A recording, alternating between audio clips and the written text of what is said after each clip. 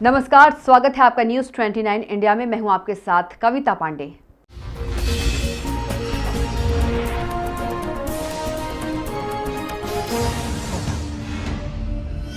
मुख्यमंत्री शिवराज सिंह चौहान की अध्यक्षता में बुधवार को कैबिनेट की बैठक संपन्न हुई। इस बैठक में अहम मुद्दों पर चर्चा हुई, वहीं कई प्रस्तावों को मंजूरी मिली। बैठक की जानकारी देते हुए मध्य प्रदेश के गृह मंत्री नरोत्तम मिश्रा ने बताया कि आज की बैठक में औपचारिक और अनौपचारिक दोनों ही महत्वपूर्ण निर्णय हुए। नरोत्तम मिश्रा ने बताया कि अभी तक स्वतंत्रता दिवस का समारोह सभी 0 स्थानों पर तहसील स्थानों पर जनप्रतिनिधियों द्वारा संपन्न किया जाता था, लेकिन कोरोना के व्यापक संक्रमण को ध्यान में रखते हुए कैबिनेट ने निर्णय लिया है कि स्वतंत्रता दिवस का समारोह सिर्फ भोपाल में एक जगह मंत्रिपरिषद के साथ मुख्यमंत्री शिवराज सिंह चौहान द्वारा संपन्न किया जाएगा। सार्वजनिक समारोह और प्रशासनिक गतिविधियां भी इस साल संपादित नहीं होगी। वहीं आगे बताते हुए नरोत्तम ने कहा कि प्रदेश में असामाजिक तत्वों के खिलाफ तेजी से कार्यवाही की जा रही है। उज्जैन के आबकारी सब इंस्पेक्टर के दुष्कर्म मामले में मुख्यमंत्री शिवराज सिंह चौहान ने उसे तत्काल सेवा से बर्खास्त कर दिया है। वहीं उन्होंने कहा कि प्रदेश में इस तरह की कोई भी घिनौने कृत्य बर्दाश्त नहीं किए जाएंगे। आइए आगे सुनते हैं आखिर क्या कहा गृह मंत्री नरोत्तम मिश्रा ने। कोरोना काल है, इसलिए आज तय किया है कि स्वतंत्रता समारोह जो था, अभी तक प्रभारी मंत्री जिलों में झंडा वंदन करते थे, मुख्यमंत्री यहाँ करते थे। अब ये तय किया है कि अब एक ही स्थान पर होगा, सारे मंत्री वहीं रहेंगे जहाँ मुख्यमंत्री जी का होगा। और पूरे प्रदेश में बच्चे आ जाते थे, परेड होती थी, सलामी होती थी, वो कुछ भी नहीं होगा। कोरोना के फैलाव को दृष्टिगत रखते हुए ये आज से मुख्यमंत्री जी ने कैबिनेट में तय कर दिया है कि अब जैसा दिल्ली में एक ही स्थान पर कर लेते हैं, ऐसा यहाँ करेंगे। असामाजिक तत्वों के खिलाफ अभियान चल रहा है, उसमें अभी आपने देखा होगा उज्जैन के वो एक्साइज के सब इंस्पेक्टर का बच्ची के साथ नौकरानी की साथ आया था। आज मुख्यमंत्री ने उसे सेवा से बर्खास्त करने का तय किया है। निर्णय आता रहेगा, राजस्थान की तरह देर में तो ऐसा नहीं चलेगा। पहली बैठक थी औपचारिक, जिसमें एजेंडे पर चर्चा हुई है,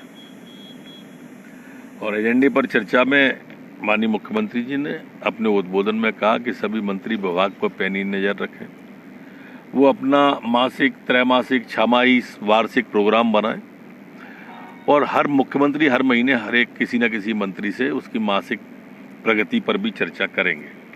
वो उन्होंने कहा है कि अपने टारगेट फिक्स रखें।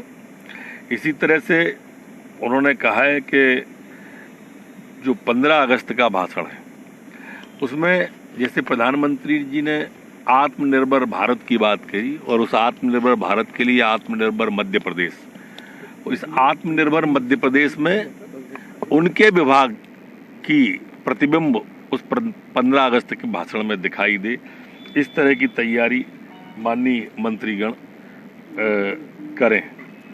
आज जैसा आप सबको विदित ही है, माननीय मुख्यमंत्री जी ने बैठक के अंदर बड़े महत्वपूर्ण निर्णय लिए। गांव का हमारा जो गांव के गांव बसे हुए हैं, लेकिन लोगों के पास घर का रजिस्ट्री नहीं है, उनके पास में घर के कागज ही नहीं है। अगर वो लोन लेना चाहें या कुछ और लेना चाहें उस आबादी को, तो उस आबादी का कुछ था ही नहीं उनके पास में। पहली बार गांव का किसान अपने घर का मालिक बनेगा जहां वो रहेगा, और पूरी आबादी का सर्वेक्षण भू अभिलेख निर्माण के द्वारा आज प्रारंभ किया गया है। हर गांव वाले को उसके मकान का सर्वे का कागज और उसका मकान मालिक मध्य प्रदेश के अंदर बनाया जाएगा। आप सबको वो विदित ही होगा कि जो मध्य प्रदेश के अंदर हमारी जो बिटिया थी, जिसका अनुकंपा नियुक्ति होना थी कोरोना योद्धा के रूप में, उस कोरोना योद्धा के रूप में उस बिटिया की नियुक्ति का भी आज मध्य प्रदेश की कैबिनेट के द्वारा तय किया है कि वो इस कोरोना योद्धा में जो उज्जैन की बिटिया थी और इंदौर के हमारे सूर्यवंशी जी ड्यूटी करते हुए मारे गए थे, ये वो बीमा योजना भी थी जिसमें कोरोना योद्धा के लिए केंद्र ने बनाई थी, लेकिन हमारे मुख्यमंत्री जी ने 2 कदम आगे बढ़कर 50 लाख रुपया प्रत्येक व्यक्ति को देने का। और आपको ये जानकर अचंभा भी होगा कि अभी तक 20 लोगों को 50-50 लाख रुपया, 10 करोड़ रुपए की राशि आवंटित की जा चुकी है, जिससे कि उनको लाभ हुआ है। आज उद्यान की फसल बीमा योजना को भी मंजूरी दी गई है। औद्योगिक संवर्धन जो नीति थी, इसमें अभी मेगा प्रोजेक्ट को 100 करोड़ रुपए तक की को मेगा प्रोजेक्ट माना जाता था। अब 25 करोड़ को ही मेगा प्रोजेक्ट माना जाएगा। इसमें बुनकरों को भी शामिल किया गया है और उन बुनकरों को शामिल इसलिए कर लिया गया है कि जिससे हमारे घर में जो बहन बेटी रहती है उसको भी लाभ मिलेगा।